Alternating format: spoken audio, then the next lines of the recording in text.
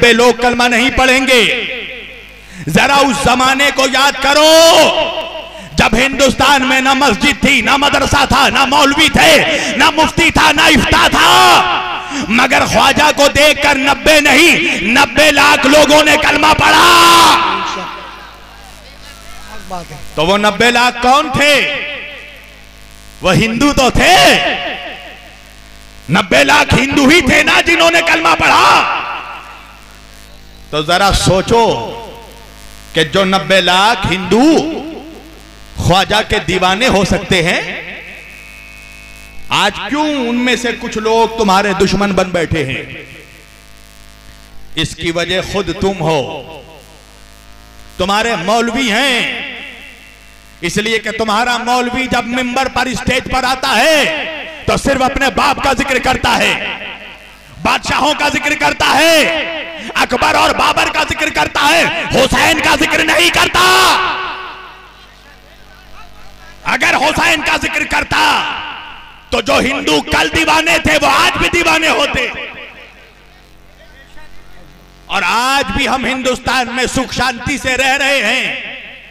इसका मतलब यह है कि आज भी हिंदुस्तान का हिंदू हमसे मोहब्बत करता है, हमें चाहता है।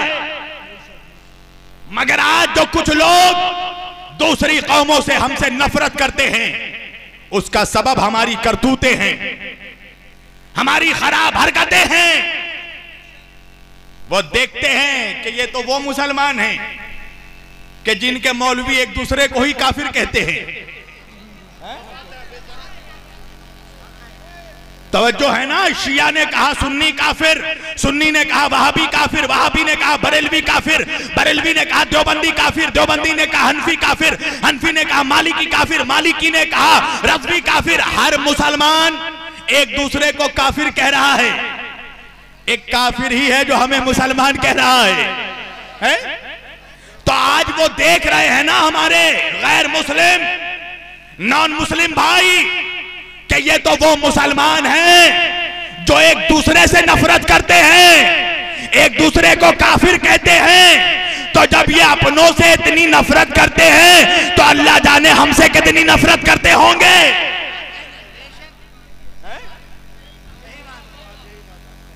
ये तुमने मजबूर किया दूसरी कौमों को सोचने में कि जब ये खुद एक दूसरे को काफिर कह रहे हैं तो हमें कह दिया तो क्या बात है। जब ये एक दूसरे को दुश्मन बनाए बैठे हैं तो अल्लाह जाने हमसे कितनी नफरत करते होंगे। ये किरदार तुमने पेश किया अपना, तुमने मोहब्बत बांटा ही कहां, तुमने तो नफरत बांटा। अगर शब्बीर वारसी से कोई परेशानी हो गई, कोई प्रॉब्लम हो गया, तो रसूल पाक सल्लल्लाहु अलैहि वसल्लम की सीरत क्या है, अहले बैत और सहाबा की सीरत क्या है। अगर कोई इल्म इख्तिलाफ होता तो बैठते, बात करते, तहजीब का मुजाहिरा करते, मोहब्बत दिखाते, पूछते कहां से पढ़ा, किस किताब से पढ़ा। ये था तकाजा। ये तकाजा नहीं था कि यूट्यूब पर बैठकर कुत्तों की तरह भौंको और कहो मेरे सामने तो वो नहीं टिक सकता, मेरे सामने तो 5 मिनट नहीं टिक सकता। अबे इल्म पर गुरूर करना ये रहमानियत नहीं है, ये इब्लीसियत है।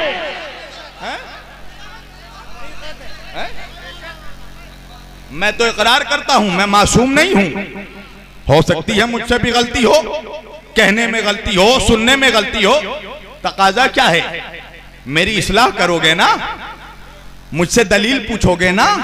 मौलाना कहां से पढ़ा आपने, ये बात आपने कैसे कही, या यूट्यूब पर बैठकर बोलोगे वो तो राफजी है, वो तो फला है, वो तो ढिमका है, और हम सबसे बड़े सुन्नी हैं इसलिए कि हम फितरा का माल डकर जाते हैं, इसलिए कि हम यतीमों का ज़कात खा जाते हैं। हम बहुत बड़े सुन्नी हैं। ये अजीब और गरीब बात है ना। झंडे शाह का जिक्र करो तो बहुत बड़े सुन्नी हो, डंडे शाह का जिक्र करो तो बहुत बड़े सुन्नी हो, तोता शाह का जिक्र करो तो बहुत बड़े सुन्नी हो, मैना शाह का जिक्र करो तो बहुत बड़े सुन्नी हो, और शेर खुदा का जिक्र कर दो तो शिया हो जाओ। इमाम हुसैन का जिक्र करो तो शिया हो जाओ। अरे तुझे पता नहीं है, ये जितने डंडे शाह है ना, इन सबों का डंडा ही सलामत है अली की वजह से। सबका झंडा और डंडा गड़ा हुआ है अली की वजह से, इसलिए कि अली ने पत्थर पर अलम को गाड़ा।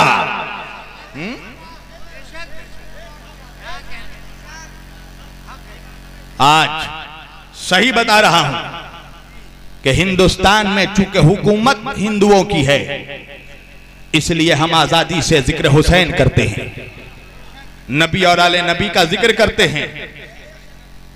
वरना तारीख पढ़ लो, तारीख बनी उमैया की तारीख, बनी अब्बास की तारीख, मुसलमान बादशाहों की तारीख पढ़ लो।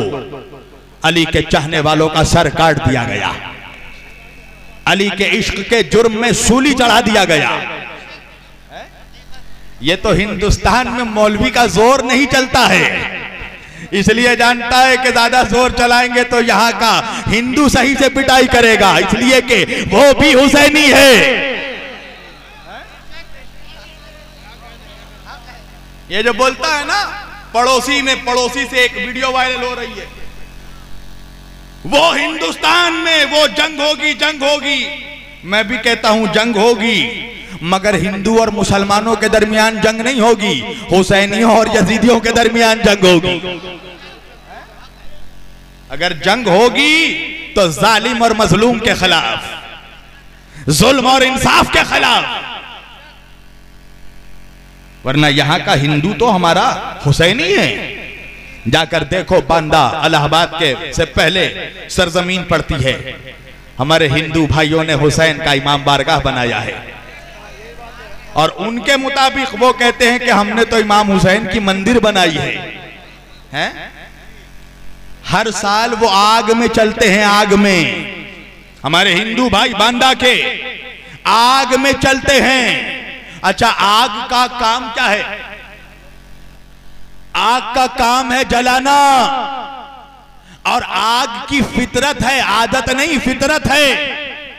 आग की फितरत है जलाना, मगर वो सैकड़ों सालों से हमारे हिंदू भाई आग पे चल रहे हैं, उन्हें आग नहीं जलाती। मैंने कहा मेरे हिंदू भाइयों, मेरे ब्राह्मण भाइयों, अरे आग की फितरत जलाना है, मगर आग आपको क्यों नहीं जलाती? आप आग पर चलते हैं, आग नहीं जलाती। मेरा हिंदू भाई जवाब देने लगा, इसलिए कि आग पे चलते चलते हम या हुसैन कहते हैं।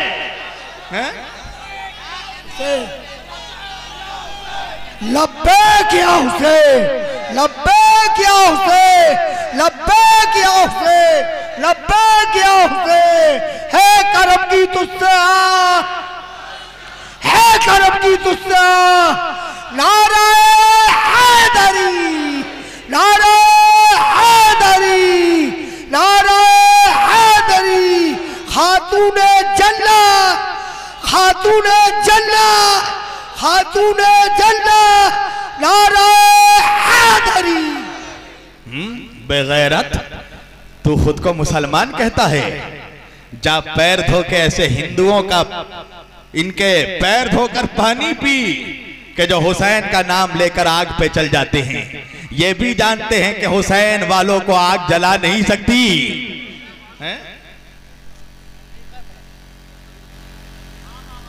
ये भी जानते हैं। पास बाम मिल गए काबे को सनम खानों से।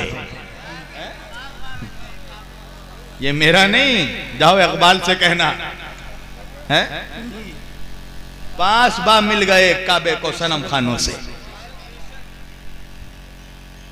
अभी मैं गालिबन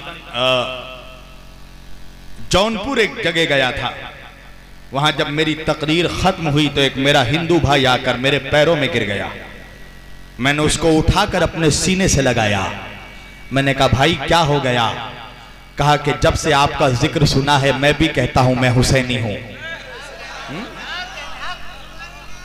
वो हिंदू कह रहा है मैं हुसैनी हूं,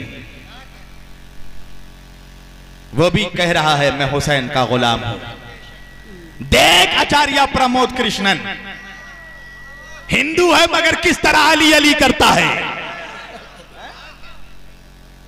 देख महेंद्र सिंह बेदी को किस तरह अली अली करता है।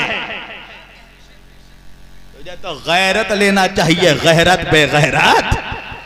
देख ये इनका, ये नहीं कहते, ये हमारे नमाजों में हमारे साथ नहीं होते, सजदों में हमारे साथ नहीं होते, मस्जिदों में हमारे साथ नहीं होते, हज में हमारे साथ नहीं होते, मगर जब हुसैन का ताजिया निकलता है तो ये भी आकर कहते हैं हम भी हुसैनी हैं। देख जाकर वारिस पाक की दरगाह में, जहां यूपी के साधु आकर अपने साल का आगाज करते हैं वारिस पाक के आस्थाने से। जब 31 दिसंबर आती है तो मैंने देखा मुसलमान नौजवान जाकर क्लबों में डांस करता है। मुसलमानों की एक बड़ी आबादी क्लबों में जाकर डांस करती है, मगर मैंने अपनी आंखों से देखा जब 31 दिसंबर आता है तो मेरा हिंदू भाई, हिंदू पंडित साधु मेरे वारिस पाक के आस्थाने में जाकर जय गुरु वारिस का नारा लगाता है। वो तवाफ करता है वारिस पाक के आस्थाने का, और ऐसी ठंड होती है मगर वो लोग तवाफ करते हैं जय गुरु वारिस। अल्लाह अकबर। उनको देख आले नबी से किस तरह मोहब्बत करते हैं, और तू मुसलमान होकर नबी का कलमा पढ़कर नबी के नवासों से नमक हरामी करता है, नबी के आल के जिक्र से चिढ़ता है और कहता है हम भी मुसलमान हैं या नबी सलाम अलैका। अरे बेगैरत, तेरे जैसे नाहिंजार को नबी सलाम का जवाब नहीं देंगे, इसलिए कि नबी सलाम का जवाब उसे ही देंगे जो हुसैन को सलाम करता हो। अल्लाहु अकबर, सुबहानल्लाह। या अली या अली अली अली अली अली अली या रसूल या रसूल या रसूल या। कोई ये वफा की निशानी नहीं है, यकीन है मुझे बदगुमानी नहीं है, तो नाना के आशिक नवासे के दुश्मन कहीं से भी तू खानदानी नहीं है।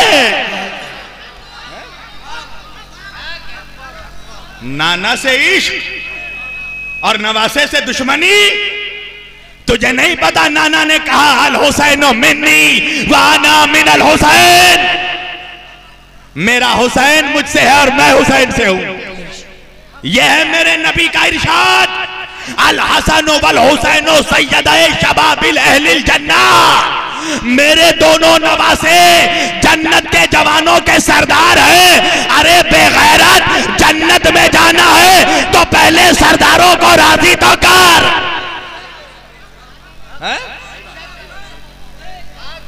जन्नत जाना है, 70 हूरों से शादी करनी है। जब सूरह रहमान पढ़ी हूर की सूझी, अंधे को अंधेरे में बड़ी दूर की सूझी। जन्नत जाना है, जन्नत जाएगा नमक हराम, यजीद का लुकमा तोड़कर जन्नत जाएगा, बनी उमैया की रोटी तोड़कर जन्नत जाएगा। तुझे नहीं पता जन्नत का बादशाह हुसैन है, जन्नत का सरदार हुसैन है। मेरे रसूल को यह पसंद नहीं कि कोई जिक्र रसूल करे और जिक्र हुसैन ना करे।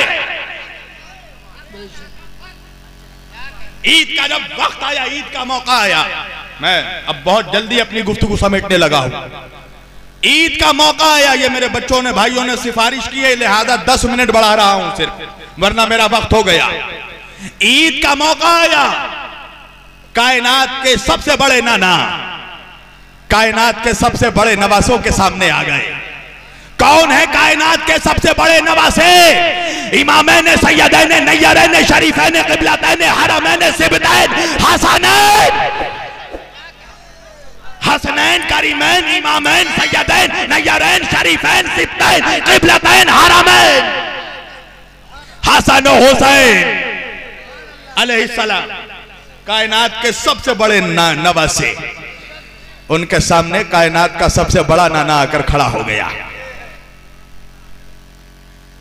चलो मेरे नवासो। कहा नाना? ईद की नमाज पढ़ने। नवासों ने नाना को देखा और देखकर कहा, नाना नाना।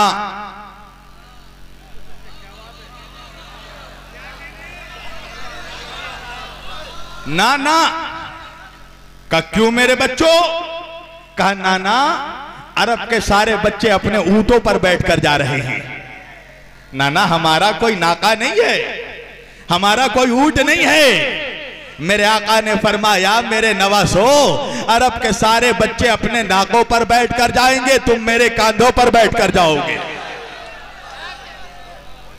कायनात का सबसे बड़ा रसूल नाके की शबी बन गए, नाके की नकल बन गए।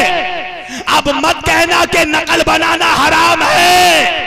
अरे नबी जब हुसैन के लिए नाके की नकल बन सकते हैं तो हम हुसैन के लिए करबला की नकल नहीं बना सकते है?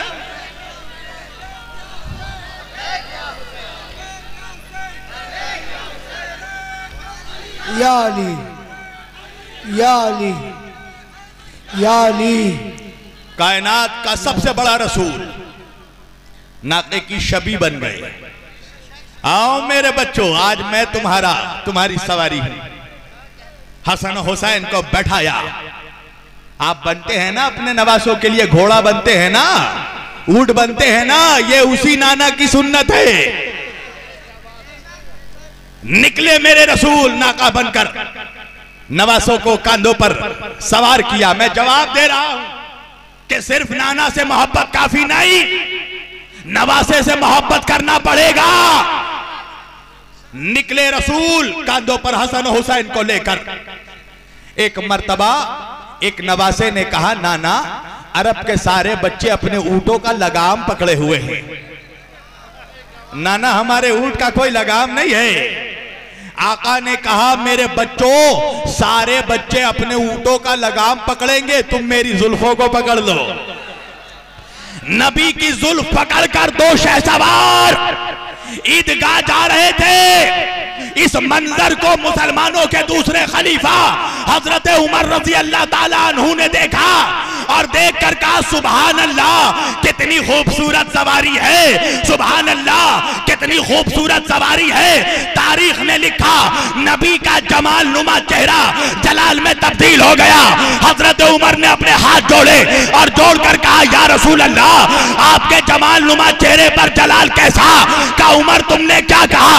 का मैंने कहा कितनी खूबसूरत सवारी है। नबी ने कहा, अरे ये भी तो कहो कितने खूबसूरत सवारी